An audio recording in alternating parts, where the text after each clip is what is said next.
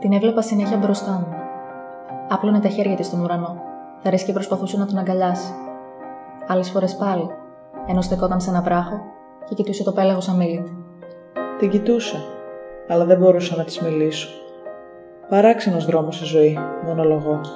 Αγάπη, τρέλα, κανένας δεν θα μου το πει ποτέ.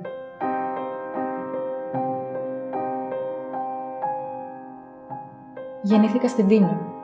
Σημαδιακή και σπουδαία μέρα, είπαν οι συγγενείς και οι φίλοι. Λίγο μετά την κοίμηση της Παναγιάς, μία μέρα μετά την απόδοση της εορτής της. Από μικρό παιδί είχα μία περιέργεια να γνώρισω τον κόσμο. Στράφηκα με πάθος στην τέχνη του μαρμάρου και νιώθω πως του χρωστούσα πολλά. Συνέδεσα το λευκό του με τα σύννεφα του ουρανού και τον αφρό της θάλασσας. Ήξερα πως τα μάρμαρα πεθαίνουν πάντα λευκά, σαν την αγάπη. Ανάμεσα στην αγάπη και στο πάθος για τη Μαριγούλα, με είπαν τρελό. Η απόρριψη είναι εκείνη που σε τρελαίνει, και όχι η αγάπη. Ο τρελός, φώναζαν στο χωριό. Ο τρελός, άκουγα τους δικούς μου να μου λένε. Γέλια που μου τρυπούσαν τα αυτιά όποτε με έβλεπαν στον δρόμο. Εγώ είμαι ένας τρελός, γιατί δεν μου αρκεί αυτό που βλέπω, τους φώναζα. Σιγά σιγά έμαθα να σωπαίνω. Φτιάχνω, σχεδιάζω, χαλάω, σκίζω, ξαναφτιάχνω, ξανασκίζω. Μια ζωή γράψει, σβήσε, μια ζωή πλάσε, σπάσε. Και ανάμεσα σε όλα αυτά, η Μαριγώ. Σαν ένα όραμα που μέχρι να πλώσω τα χέρια μου να την αγκαλιάσω, χάνεται.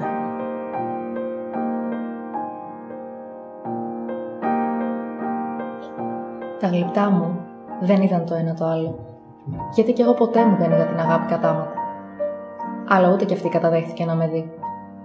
Φτιάχνω σάτυρους. Γελάνε όλοι τους, όπως και ο κόσμος όλος. Βάζω δίπλα τους και τον έρωτα. Φτιάχνω πολλούς, αλλά δεν μπορώ να τους βλέπω. Τους πάω. Άκου έρωτας.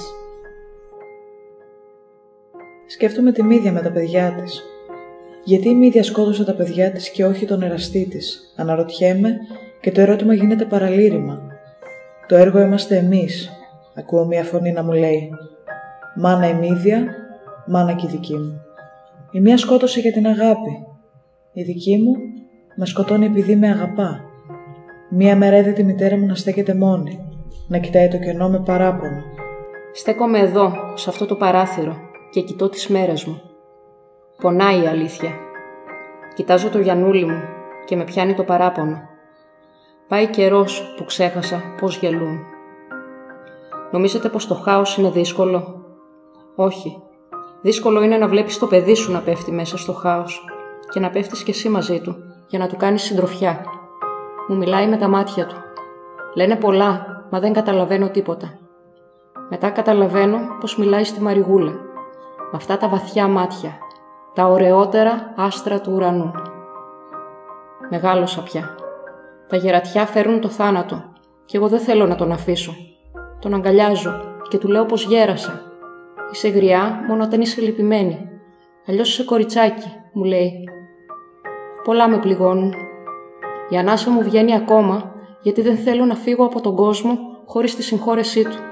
Αρκετά τον βασάνισα. Καιρός να γαληνέψει. Τον βλέπω που μ' αγγίζει και με συγχωρεί.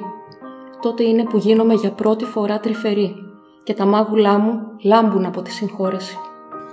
Μετά έρχεται ο Δίποτας με την Αντιγόνη.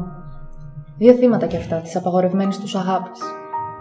Σαν να τους ακούω να μου λένε πως όποιος προσπάθησε να εξηγήσει τον έρωτα δεν υπήρξε ποτέ του ερωτευμένος. Ερωτεύομαι, θα πει πηγαίνει. Ξεκινώ να σχεδιάζω την κοιμωμένη.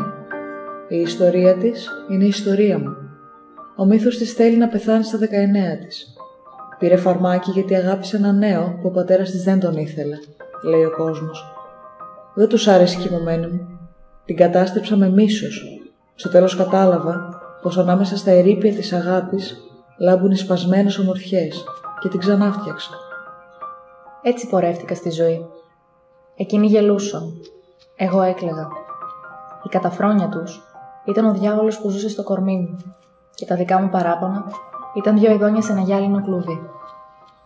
Ένας ίκαρος ήμουν που πετούσε σε έναν ουρανό φτιαγμένο από μάρμαρα όταν έφευγα από την τρέλα μου.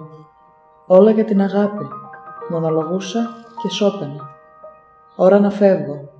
Ο χρόνος δεν περιμένει.